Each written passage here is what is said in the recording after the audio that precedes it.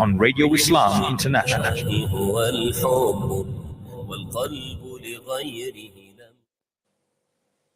Well, we speak now to Songezo Zibi, the leader of Rise Mzansi, as part of our ongoing election coverage. Songezo, very good morning to you, and welcome to Radio Islam International.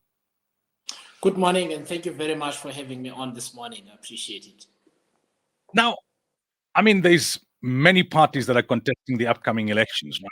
Your party seems to have generated a lot of positivity in terms of the nature of your messaging, in terms of the balance of your policies, and I suppose evidence of your messaging resonating with the electorate would be that the DA is now reacting in a manner which makes it quite obvious that they see you as a threat.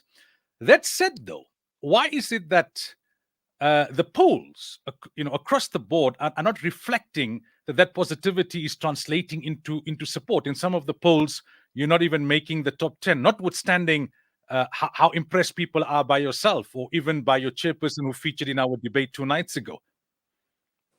Yeah, look, I mean, some of the polls aren't really credible because they also run by the Democratic Alliance's research team, because they own a company that provides this service to pollsters, and then they turn around on Twitter and they kind of activate against us at the same time. So there is that problem. But generally, when you dig into the data, and I'll give the listeners a sense, which is that the Brandtest Foundation, for instance, put us at 0.2% in September last year, put us at 1% by the end of the year.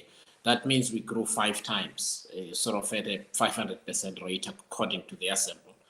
So we always wanted to, by election day, get anywhere between 3 and 5%, having seen how tough the election is. And we think that we still have a good chance of achieving that objective, notwithstanding what the polls say. The last point is that I don't think they're asking new questions because a lot of voters are undecided. About 35% of voters, according to my information, remain undecided about who they're going to vote for, and that's who we're going for. So what can you do with 3 to 5%? We know that things are much tighter now, right? The ANC is expected to lose a significant percentage of its support. Smaller parties can become kingmakers. We see coalitions now at local level. It's definitely going to happen in certain provinces. It might even happen at national level. Where do you see yourself fitting in? What kind of coalitions would you be willing to go into? You're not part of the so-called Moonshot Pact.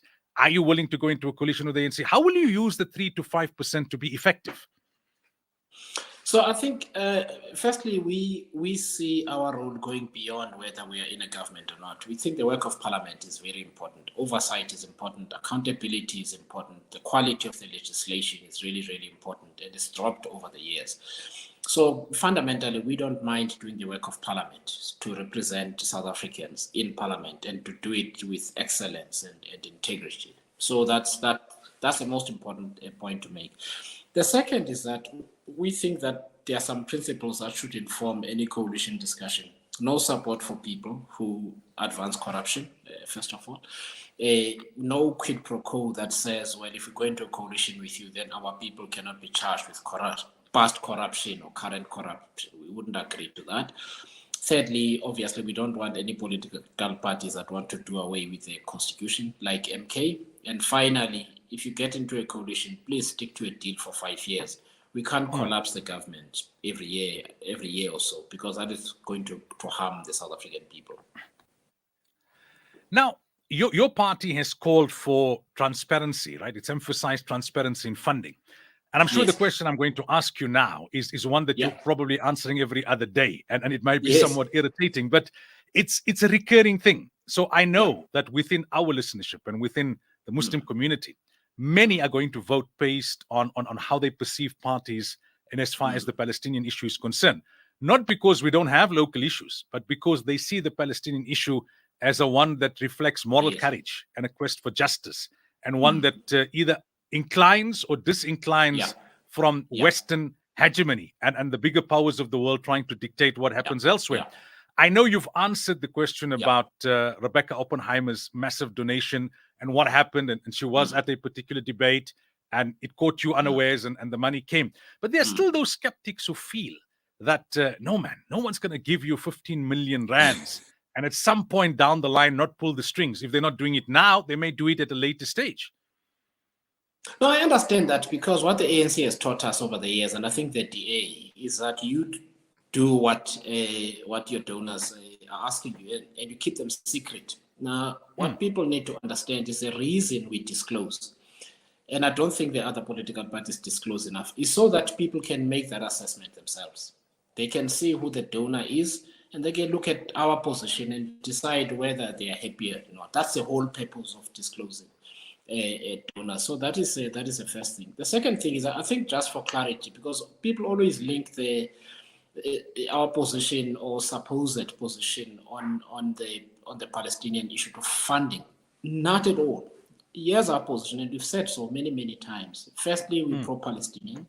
We fought a free, sovereign Palestinian state that has got full sovereignty like all other nations in the world, ambassadors, full membership of the UN, and so on. That's what the right of self-determination is about. We've repeatedly called for a ceasefire. We have said there should be unfettered aid to Gaza and to the West Bank, in fact, because the people in the West Bank are also suffering at this time.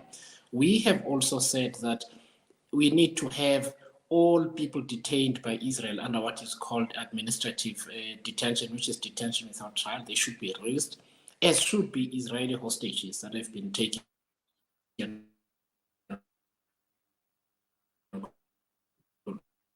a long solution to the conflict. That position is clear, and I think people should look at that position rather than ask questions about funding, because I always insist that, listen, ask the question you want to ask. Don't ask me conspiracy theories, because that's not going to help. Just two quick follow-ups on the Palestinian issue, and again, it's because it's a very sensitive issue to our audience, right? Yeah. Is your position one that Israel is an apartheid state and it's guilty of genocide? No, in fact, I said, so I was at book up just the other day, and I was asked whether we think that what is going on there is a genocide, and we've said so. Again, that one of the reasons we called for the International Criminal Court and we supported the case at the ICJ is because this is a situation where you can no longer have Israel or the US investigating what happened and giving us a view. They are clearly, this is a crime against humanity. There are gross human rights violations. There are war crimes involved, and this need to be impartially investigated, and the people that are responsible brought to book. So, I know we get asked and we keep saying it. So that's really our position. I don't know if there's anything more to say. One last one on Palestine before we move on to other issues. Would you take money from any individual or any entity that's openly and publicly pro-Zionism? We fortunately haven't had this problem, by the way, from our major donors. Do we have Jewish supporters and Jewish activists? We do, actually. And some of them are quite well known, by the way, in the city of Cape Town. But these are progressive people at the same time. We really haven't had the kind of problem that people imagine that we've had. And people the issue is not about Jewish people, it's about Rebecca Zionists. And listen, people actually have said that in the case of Rebecca. Rebecca is Christian, first of all. Secondly, Rebecca is very aware of our position. She's got absolutely no problem with it. I spoke to her as recently as last week. But it is really difficult to answer conspiracy theories because people are just uncomfortable. And in the end, people must look at our position, make their own decisions. What I cannot do, as much as people want, is to keep us answering roundabout questions about funding instead of people asking us about the principle for which we stand. Now, on the issue of funding... to give you an example, we've been asked by people who've approached for funding to get rid of Irfan in our team.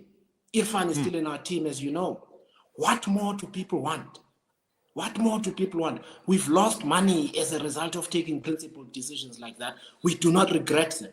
But I must tell you, the people that also ask us these questions, as soon as we satisfy that requirement, they disappear. They don't stand with us. And that's really frustrating, actually, because people seem to want to dictate what to do. We stick to our own principle.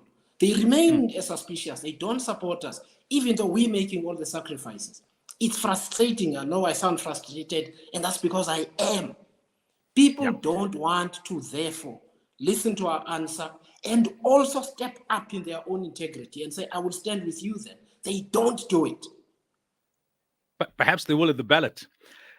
On the issue of funding. I hope so, but I must tell you, with the attacks that we are suffering from, and you've seen them on Twitter and in the SA Jewish report and so on, it really would help if they spoke up also. But all they do is to speak against us, even though we get attacked in that way. We wouldn't get attacked in that way if the answer to the question you're asking me was yes. We simply wouldn't. They wouldn't pay attention to us. Fair enough.